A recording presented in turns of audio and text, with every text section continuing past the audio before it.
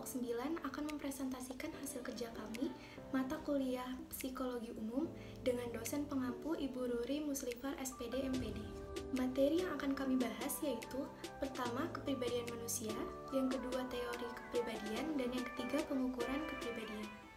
Kepribadian manusia. Kepribadian merupakan kecenderungan psikologi seseorang untuk melakukan tingkah laku sosial tertentu, baik berupa perasaan, berpikir, bersikap, dan berkehendak maupun perbuatan.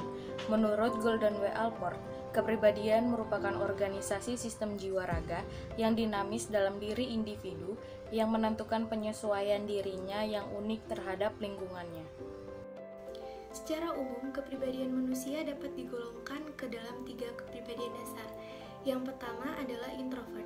Orang-orang berkepribadian introvert biasanya memiliki ciri-ciri dasar seperti penyendiri, pemikir, pendiam, pemalu, sulit bergaul, lebih suka bekerja sendiri, suka berimajinasi, lebih suka diam, suka dengan kegiatan tenang, dan cenderung lebih berhati-hati dalam berbicara.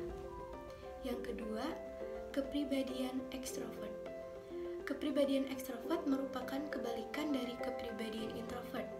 Ciri-ciri dasar orang yang berkepribadian ekstrovert yaitu aktif, percaya diri, terbuka, suka berkumpul, ataupun suka dengan keramaian.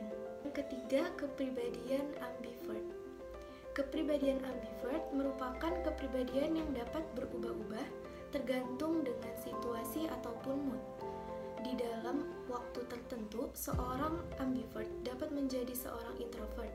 Namun, di dalam waktu lainnya, seorang ambivert dapat berubah menjadi seorang extrovert. Jika dibandingkan dengan 2 kepribadian yang lainnya, jenis kepribadian ambivert cenderung dapat dikatakan lebih baik karena dapat menyesuaikan atau fleksibel dengan keadaan atau kondisi yang terjadi. Teori kepribadian. Ada 4 teori kepribadian utama. Yang pertama, teori kepribadian psikoanalisis. Teori yang diungkapkan oleh Freud ini menekankan berhubungan antara alam bawah sadar, realita, dan hati nurani. Teori ini membagi insting manusia yang direpresentasikan sebagai ide atau naluri, ego atau nalar, dan superego atau suara hati. Teori-teori sifat. Teori sifat ini dikenal sebagai teori tipe, yang menekankan aspek kepribadian yang bersifat relatif, stabil, atau menetap. Tepatnya, teori ini menyatakan bahwa manusia memiliki sifat atau sifat-sifat tertentu, yakni pola kecenderungan untuk bertingkah laku dengan cara tertentu.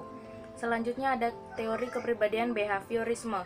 Teori kepribadian behaviorisme hanya menganalisis perilaku yang tampak pada diri seseorang yang dapat diukur, dilukiskan, dan diramalkan. Behaviorisme memandang pula bahwa manusia akan berkembang berdasarkan stimulus yang diterimanya dari lingkungan sekitar. Yang terakhir ada psikokognitif. Pandangan teori kognitif menyatakan bahwa organisasi kepribadian manusia tidak lain adalah elemen-elemen kesadaran yang satu sama lain saling terkait dalam lapangan kesadaran atau kognisi. Dalam teori ini unsur Selanjutnya, pengukuran kepribadian. Yang pertama, observasi. Observasi langsung berbeda dengan observasi biasa. Observasi langsung mempunyai sasaran yang khusus, sedangkan observasi biasa mengamati seluruh tingkah laku subjek. Observasi langsung memiliki situasi tertentu, yaitu saat dapat diperkirakan munculnya indikator dari ciri-ciri yang hendak diteliti. Sedangkan observasi biasa mungkin tidak merencanakan untuk memilih waktu. Yang kedua, wawancara. Menilai kepribadian dengan wawancara berarti mengadakan tatap muka dan berbicara dari hati ke hati dengan orang yang dinilai. Yang ketiga, tes proyektif. Cara lain untuk mengatur atau menilai kepribadian adalah dengan menggunakan tes proyektif. Orang yang dinilai akan memprediksikan dirinya melalui gambar atau hal-hal lain yang dilakukannya. Yang keempat, inventory kepribadian. Inventory kepribadian adalah kuesioner yang mendorong individu untuk melaporkan reaksi atau perasaannya dalam situasi tertentu.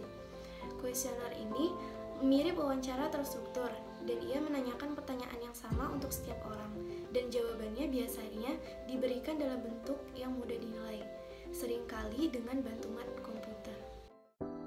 Sekian presentasi dari kelompok kami. Mohon maaf bila ada salah-salah kata. Saya akhiri, sekian dan terima kasih.